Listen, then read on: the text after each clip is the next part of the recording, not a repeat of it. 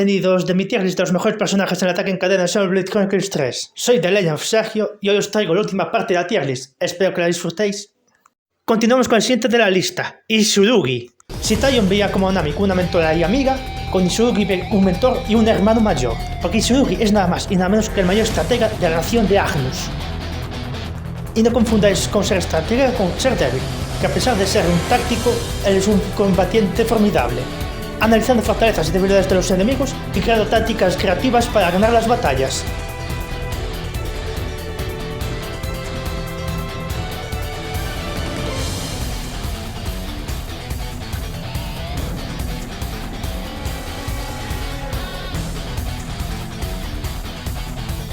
Este hombre es una leyenda que consiguió lo imposible tanto en la vida real como en los videojuegos, y es que llevó su colonia hasta el rango de plata mediante la burocracia. ¡Sí! ¡La burocracia es útil por una vez en la vida!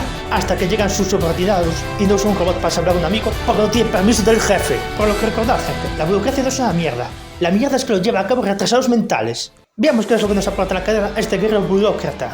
La carta de orden de Izulugi es guerra de abrasión, y lo que hace es bajar el 30% de defensa física y etérica de los enemigos, haciendo que aún baje más la defensa de los enemigos, porque una cosa que no mencioné antes es que las cartas se van acumulando cada ronda, teniendo hasta 4 cartas que debufan la defensa de los enemigos. Y ya se viene lo potente de Izulugi, su cadena heroica, que la había subestimado. El efecto que provoca es que si Izulugi termina la cadena llega a los 150 puntos, y es muy fácil completar la cadena con Izulugi y otro personaje, usando solo 2 personajes, por lo que completas una cadena y recuperas los 2 personajes que habrás usado.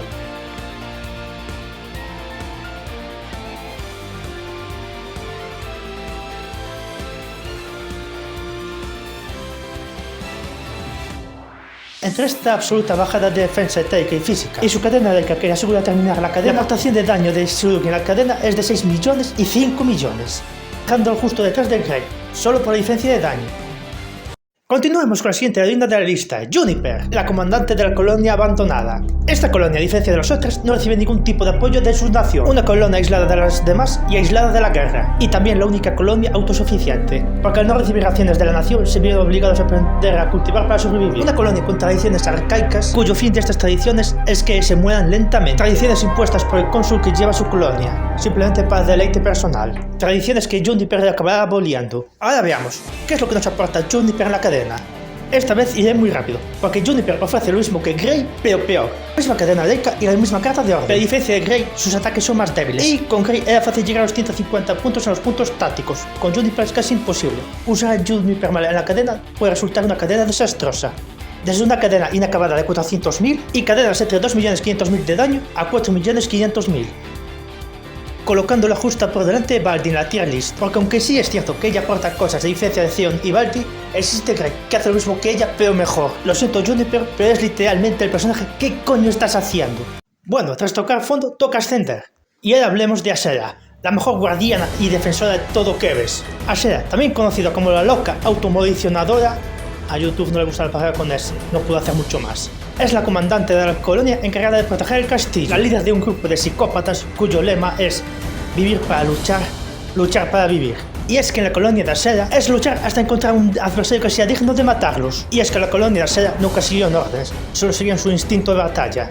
Tal es así que la vez que conociste a Ashera, la estaban persiguiendo por traidora. Y toda la colonia había seguido la orden de ejecutarla, no por seguir órdenes, sino porque toda la colonia considera a Ashera un enemigo digno de ser matado. No, mejor dicho, consideran el enemigo digno de ser matado. Y ya veamos qué es lo que puede aportar el enemigo número 1 de la colonia número 11. La carta de orden de Ashera es Asedio de Sables, que sube 200 puntos al índice de daño y le da carga potente al grupo.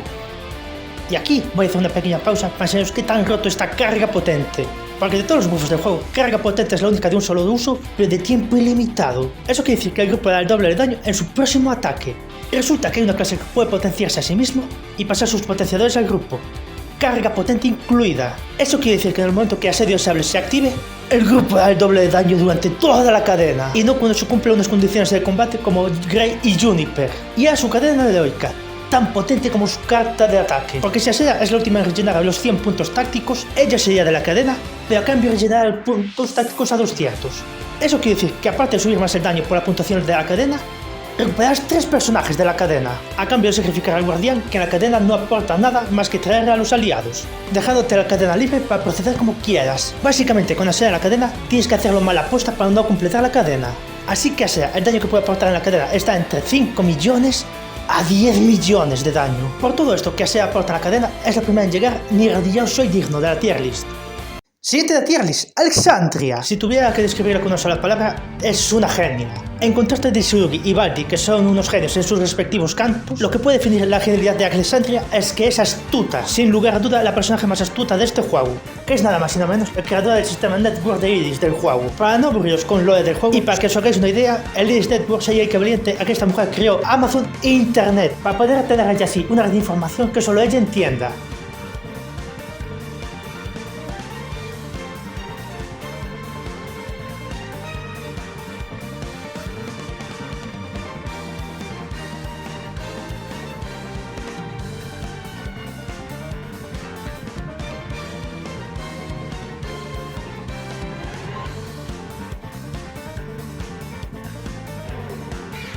Y no solo eso, además Alexandria es la única comandante de todas las colonias que fue capaz de crear un equipo de élite, capaz de diezmar a cualquier enemigo. Todo esto a pesar de ser una de las comandantes más jóvenes de todo Keves. Un personaje que siempre va varios pasos delante de ti y que lo tiene todo planificado. Veamos lo que esta genia sin precedentes puede aportarnos en la cadena. Su carta de orden es la hoja susurrante, y lo que hace es aumentar un 30% la probabilidad de crítico al grupo, lo cual significa que hay un 30% más de hacer el doble de daño mínimo.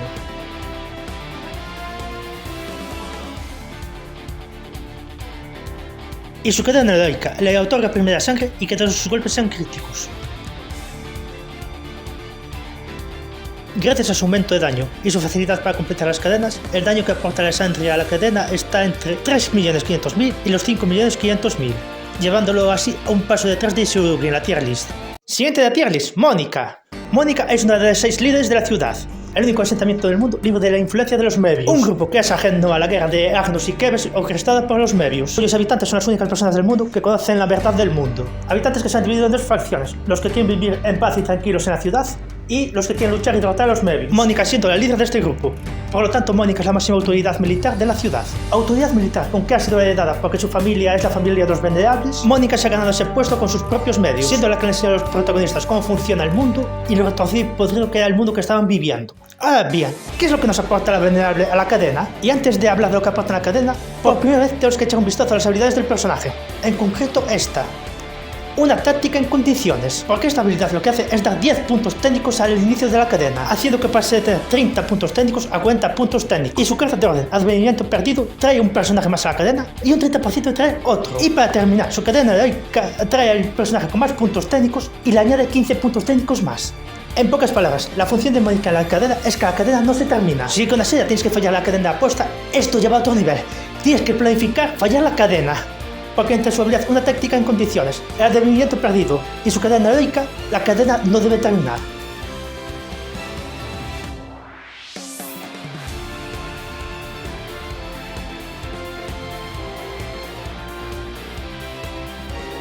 Concediendo un daño total de la cadena que ronda sobre los 4 millones. Poniéndolo así por delante de mí en la tier list, por asegurarse 100% de completar la cadena aunque intentes hacerlo mal. La siguiente de la lista es Fiona. La primera vez que te encuentras a Fiona está desmayada en la playa, porque su colonia fue atacada por una colonia enemiga y ella se cayó al mar, separándose así de sus aliados.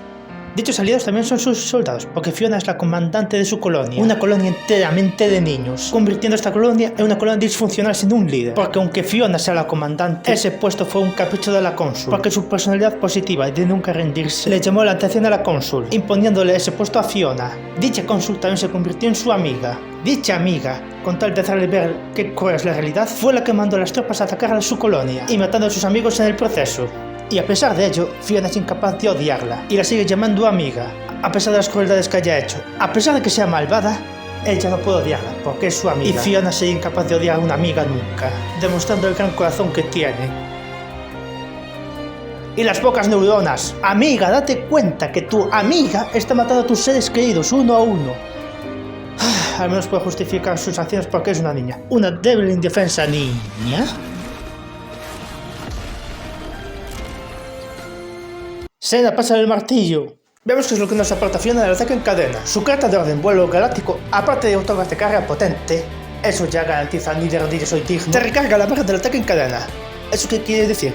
que tienes una ronda más en la cadena. Una maldita ronda más de ataque. ¿Y qué otorga otra ronda más de ataque? Aparte de que puedes atacar más veces. Pues para empezar, puedes usar otra carta de orden, haciendo que se acumule otra carta más y dándole un efecto negativo más al rival. Y aumentar el índice de daño del ataque en cadena. Porque en el ataque en cadena, cada ronda se vuelve aún más fuerte que la anterior. Aunque sí que es cierto que una ronda más puede dificultar terminar la cadena, siempre puedes configurar un equipo que esté diseñado para completar la cadena de Fiona. Y a diferencia con Baldi, 5 minutos de preparación de equipo con Fiona sí merece la pena. Y su cadena heroica, al usar a Fiona, confiere un efecto algo inferior a primera sangre, dándole a los aliados más puntos en la cadena y facilitando que pueda completar las 5 rondas que ella ofrece. Como dije al principio del primer vídeo, esta tier list lo hago siempre con la misma composición, y tristemente esta composición no puede sacar siempre el potencial en Fiona. Pero no necesito fijarme en el daño para saber que Fiona es de lo mejor que puedes llevarte un ataque en cadena, consiguiendo daños con un equipo que no puedes crear su potencial en la cadena, que vaya desde el 1.000.000 de daño hasta los 9 millones de daño, colocándola por delante de Asea en la tier list. Tenemos la lista ahora con Tritón, alias me aburre ver a mi amigo pescando, así que voy a abrir un agujero a la montaña a puñetazos. Suena exageración, pero esta es una anécdota suya de hace siglos, porque al fin y al cabo Tritón es un Mebius. Sí, habéis oído bien, forma parte de las entidades que gobiernan y controlan el mundo desde las sombras, provocando las guerras. Entidades que tienen más fuerza, poder y longevidad que las otras criaturas. Y Tritón, dentro de estas entidades, es uno de los más poderosos y más viejos que hayan existido. Tan viejo es que llegó a un punto donde se cansó de tantas batallas, dejando de lado su deber como cónsul y convirtiéndose en el teniente de su colonia. Si tuviera que definir la personalidad de Tritón, es un viejo niño, porque a pesar de ser tan mayor, tiende a comportarse de manera ingenua e infantil.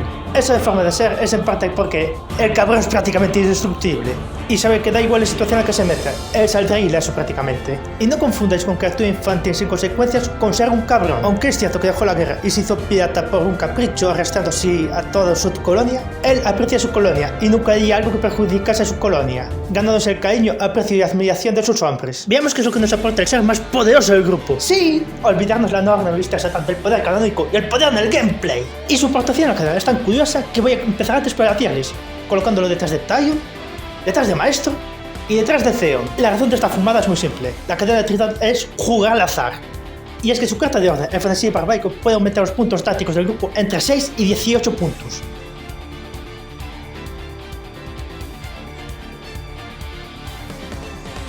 Y su cadena heroica, el Retivar Estrella, puede ganar o perder 50 puntos tácticos.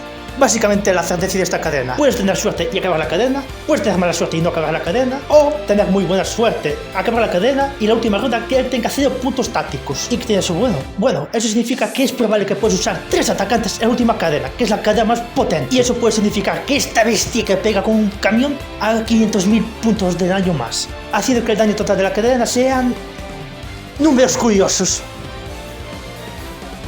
De un luchador cuerpo a cuerpo del azar a una luchadora cuerpo a cuerpo sin nada de azar. Gondor, dejando que su personalidad me parece odiosa. Bueno, rectifico, no su forma de ser, sino su forma de expresarse. Gondor es la luchadora más fuerte de la nueva generación de la ciudad. Y también va a ser la futura venerable. Sí, lo que habéis oído, es la hija de Mónica. Teniendo discrepancias con su madre de cómo afrontar la guerra contra los Mebius, Gondor dará todo de sí en esta guerra para evitar que la gente muera, y evitando por todos los medios que la gente muera por una causa. Aunque como dije antes que no me gusta su forma de expresarse, Gondor es una persona de mecha corta, pero de buen corazón.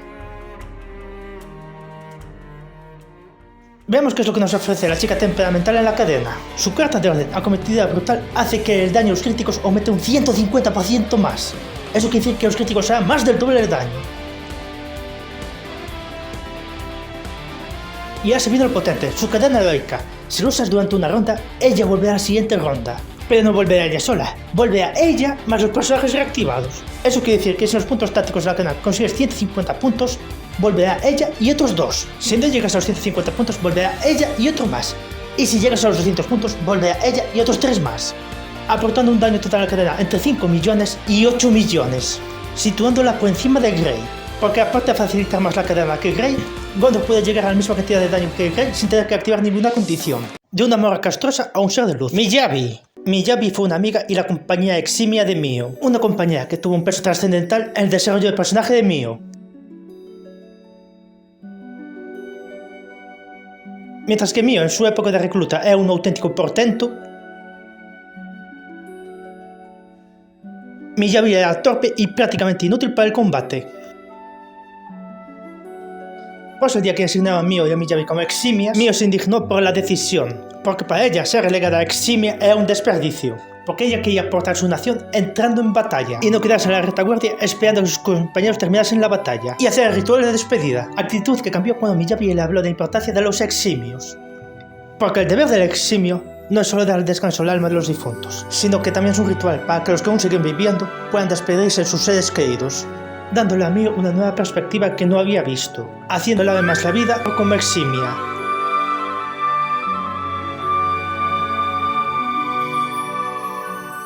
Veamos qué es lo que nos aporta este ser de luz a la cadena. La carta de orden de Miyabi es la vorágine elegante, y tiene el mismo efecto que la carta de orden de Mónica, y es regresar a un personaje a la cadena y un 30% de regresar a otro personaje.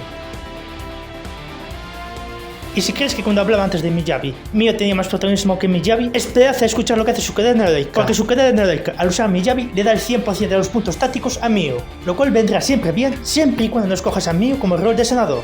Haced lo que os digo, no lo que hago.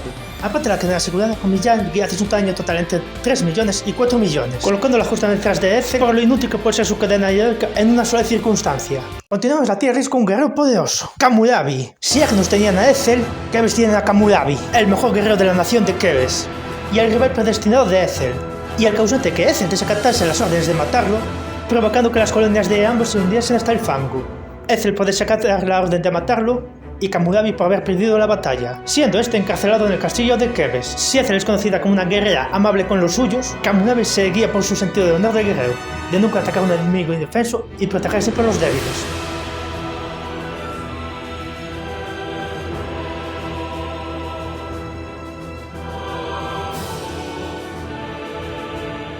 Dicho todo esto, veamos qué es lo que nos puede aportar el guerrero más poderoso de todo Keves. ¿No es cierto, Mr. Satan?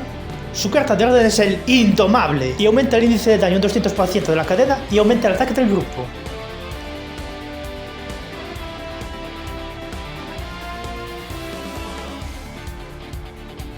Y su cadena heroica, si Kamurabi es el primero en iniciar la cadena, le da el doble de puntos, y a la vuelta a la siguiente cadena volverá a tener 15 puntos.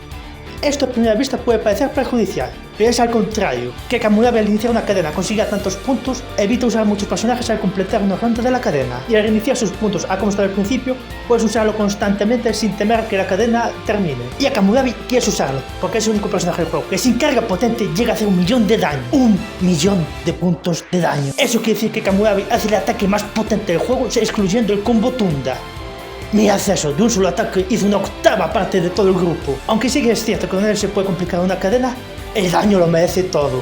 Porque como ya dije en el vídeo anterior, esto es una anomalía que hace que los enemigos exploten, siendo el único personaje que llegó ni de rodillas soy digno a pura fuerza física. De una héroe con honor a una heroína sin honor. Siegiri, antes conocida como 7, ella forma parte de una colonia fantasma, una colonia ajena a la guerra que actúa en las sombras para cometer asesinatos, una colonia formada por niños soldados que a diferencia que las otras colonias, ellos no tienen una etapa de entrenamiento militar, prácticamente desde que nacieron entran en el mundo del asesinato, un mundo cruel y sanguinario que han impedido que desarrollen cualquier tipo de sentimiento, siendo todos los niños unos títeres y unas marionetas del cónsul, títeres sin voluntad o sin ningún tipo de emoción, o así debería haber sido, aunque de manera torpe Siegiri tiene sentimientos y ella quiere a sus compañeros de colonia, al punto de que en el momento del cónsul les ordenó quitar el limitador de sus robots que les consumiría la vida, ella propuso ser la única en quitar el limitador para así proteger a sus compañeros y así evitar que todos murieran como tristemente ocurrió con su compañero 4.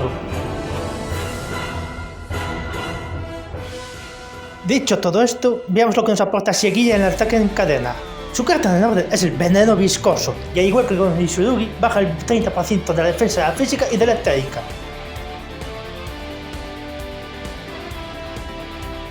Y su cadena heroica sería algo que yo llamo Última Sangre pero mejorada. Mientras que la primera sangre se activa en el primero en actuar, Última Sangre se activa si Siegiri es la última en actuar. Y es una primera sangre mejorada, porque mientras la primera sangre recibe una multiplicación de 1,25%, la de Siegiri recibe una multiplicación de 1,50%.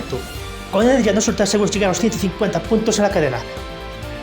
Es de los pocos personajes que pueden llegar a los 200 puntos en la cadena, asegurándote terminarte todas las rondas de la cadena a la vez que aumenta una barbaridad el medidor de daño, llegando a un total de daño entre 5 millones y 8 millones de daño en la cadena, llevando la situación puesto por encima de Itsurugi.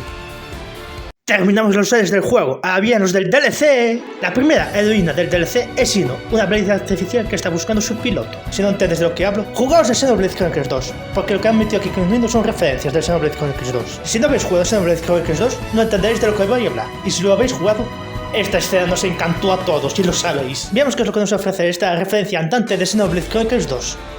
La carta de orden de Ino es Ino ilimitada. Y es la carta que aumenta más el índice de daño de todo el juego, un 300%. Y su cadena de Eka es un de vuelta a la acción curiosa. Porque en vez de devolverte el personaje con más puntos tácticos de la cadena, te devuelve el personaje con menos puntos tácticos y le da 30 puntos tácticos. Esto a primera vista podría ser una mala cadena de Eka o una regular, pero en realidad es muy buena. Con que solo uses atacantes en la primera ronda, el que vuelva hará cosas porque recibe 30 puntos tácticos más. Ya con solo eso la cadena está casi hecha. Además, Ino tiene facilidad para llegar a los 150 puntos tácticos en la cadena. Con Ino, aparte de tener la cadena casi asegurada, aporta entre 4 millones y medio y 5 millones de puntos de daño, colocándola a la cima de tú y yo, hermano. Y finalmente, la última personaje del juego, Mash. Mash, aparte de ser una diamantista, es la líder de una de las casas nobles, casa que se caracteriza por su libertad y por hacer las cosas a su manera. ¿Y eso qué quiere decir? Una elegante forma de decir que no voy a hacer mi trabajo como líder de la casa. Dejando a lado sus funciones como líder de la casa, Mash es una diamantista excepcional que se envuelve en hacer su trabajo, incluso si ese trabajo consiste en buscar piedras que se forman tras una aniquilación. Y es que su trabajo como diamantista no consiste en hacerse un simple adorno.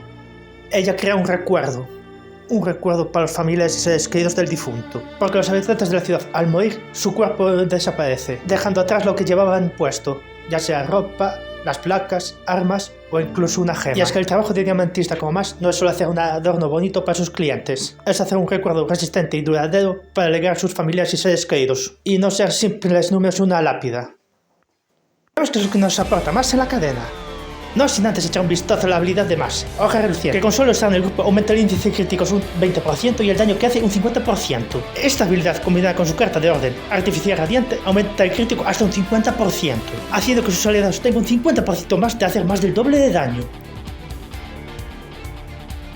Y su cadena de Eka es bastante similar a la de Maestro, solo que en vez de otorgar 10 puntos tácticos, ella ofrece 15 puntos tácticos y pierde 10 puntos tácticos. Tirando puedes llegar al final a la cadena usando solo su cadena de Eka. Y otra vez, igual con Maestro, asegúrate de usar justamente lo necesario a más, porque si das muchos puntos a los compañeros en la última cadena podría darse el caso de usar solo un atacante, aportando un daño total de la cadena entre 3 millones a 5 millones.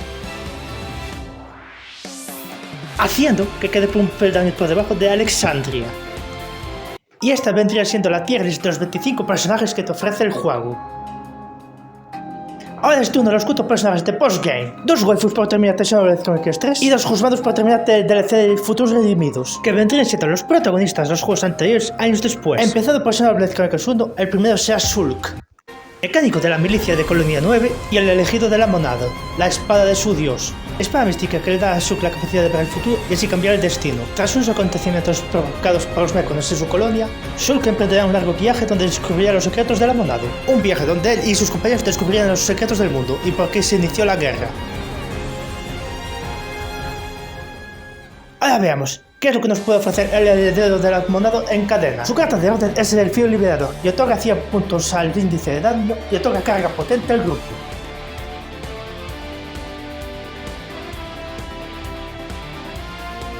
Y su carta heroica, al igual que la de Mónica, es una mejora de vuelta a la acción, haciendo que recrease el personaje con más puntos tácticos y le da 20 puntos tácticos, facilitando así terminar la cadena y aportando un daño entre 6 millones y 8 millones de puntos de daño, situando a Shulk en una posición por encima de Kamurabi, porque carga potente del grupo es automáticamente mierda, ya soy digno.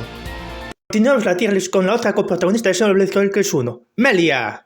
Melia es la princesa heredera del Imperio de los Éltidas, una raza que tiene una afinidad con el éter excepcional. Bueno, yo sé que es un poco tarde para decirlo después de 2 vídeos, pero el éter vendría siendo la magia de este mundo. Y entre los Éltidas, Melia es una de las usuarias de éter más poderosas.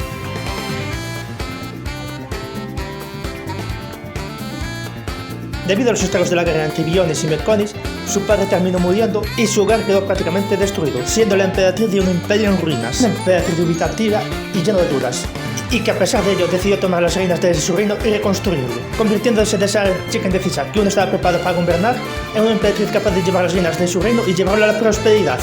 Veamos qué es lo que nos aporta una de las usuarias etéicas más poderosas de la saga. Su carta de orden es el éter absoluto y baja el 50% de las defensas etéicas a los enemigos. Esta carta combinada con la de Uni puede hacer que los enemigos le bajen un 80% su defensa etéica. lo cual, como he dicho antes, los ataques etéicos de este juego están muy fuertes. Y su cadena heroica es una de sus cadenas más únicas y más divertidas del juego, porque lo que hace la cadena es que si Melee completa la carta, la ronda no termina. ¿Lo veis?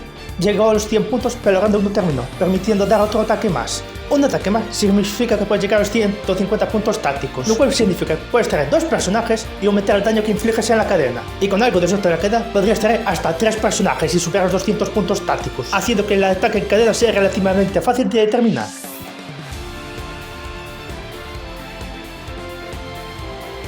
Pero donde de verdad luce su cadena heroica es en la última cadena, porque eso significa que puedes atacar con casi todos los personajes de la cadena, dejando de lado al guardián. Pero que en la última cadena puedes atacar con los 3 atacantes 100% asegurado, es una bestialidad de daño que puedes hacer en la cadena, consiguiendo un puntos de daño total entre 4.500.000 a 8 millones, sin ningún atacante etérico, colocándola justamente por delante de Shulk. Es poderosa, pero no tan poderosa como las 2 primeras, que no tienen condiciones para dar el 100% de su cadena. Eso de terminar la tier list con los protagonistas de Xenoblade Chronicles 2, empezando con el protagonista, el tío Rex. Rex, un chaval que quiere ganar dinero para su familia como buceador, que en este modo, un buceador es un cazador de tesoros que se sumerge en el mar de nubes. Durante un trabajo, Rex terminó siendo el portador y compañía de la Égida, la Blade más poderosa de la historia, terminando embarcándose en una aventura para llegar al Eliseo y ver si puede echarlo a este mundo en decadencia. Un mundo en decadencia que está destinado a perecer lentamente.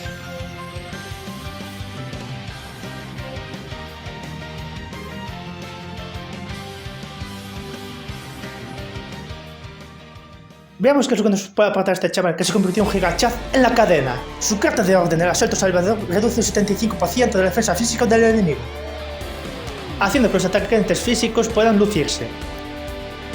Y su cadena heroica tiene el mismo efecto que la cadena heroica de Alexandria, una primera sangre mejorada y que sus golpes sean 100% críticos. Pero Rex pega mucho más fuerte que Alexandria,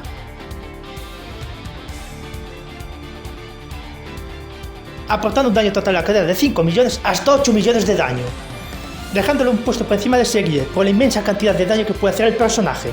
Y ahora por fin, la última personaje de la tier list, Nia. Con un pasado trágico donde ella perdió a su familia y fue perseguida por la iglesia por considerarse una aberración, Nia es una Blade de agua enfocada en la curación. Equipada con sus botas revientacojones de Ixion Saga para destruir a los hombres, y con su cállate perdedor, rayo cancerígeno, porque el nivel de sanación de Nia es una sanación a nivel celular. Eso significa que puede destruirse celularmente y puede regenerar su corazón destruido, convirtiéndola en la sanadora más poderosa de toda la saga. Así que veamos lo que nos aporta la cadena fuera del canon. Su carta de orden es la onda salvadora y tiene un 100% de probabilidad de reanimar aliados y que vuelvan a la cadena. ¿Perdona? ¿Esto es legal? ¿Esto permite revivir gente en la cadena? Bueno, para que los que no lo sepan, para que la cadena sea efectiva, todos los personajes deben estar vivos, porque si falta un solo personaje, la cadena ya no sirve, y con ella la cadena eso ya no es un problema, haciendo no solo que la cadena sea servible, sino también pudiendo sobrevivir una batalla que ya habrías perdido. Bueno, veamos qué hace su cadena heroica. Cuando esta heroína termine la ronda, reactiva a todos los personajes menos ella misma. ¡Oh, Dios mío! ¿Por qué esta personaje está tan putísimamente rota en la cadena? Y su cadena heroica dice que ella es la única que no se reactiva. Eso quiere decir que, a diferencia de Seiya, puede volver a actuar de nuevo. Aunque su aportación de daño a la cadena no es la más alta, que aporta entre 3 millones y medio y 4 millones, Nia se coloca en la cima absoluta de la tier list. Aunque sí que es cierto que es la única de la cima que no explota a los enemigos, no todo se va a tratar de daño. Porque aparte de garantizarte la cadena, es la única personaje que puede hacer que un ataque en cadena defectuoso funcione. Y es la única que te puede permitir una segunda ronda en una batalla que ya has perdido. Nia literalmente es un botón del pánico que te da una segunda oportunidad en una batalla perdida. Y esto vendría siendo mi tier list, los 29 personajes en ataque en cadena de Xenoblade Chronicles 3. Un vídeo que ha sido bastante único y divertido de hacer. Si os ha gustado este contenido, dadle like y suscribiros al canal. Es gratis y ayuda mucho como creador de contenido. Dicho todo esto, me despido. ¡Chao, chao!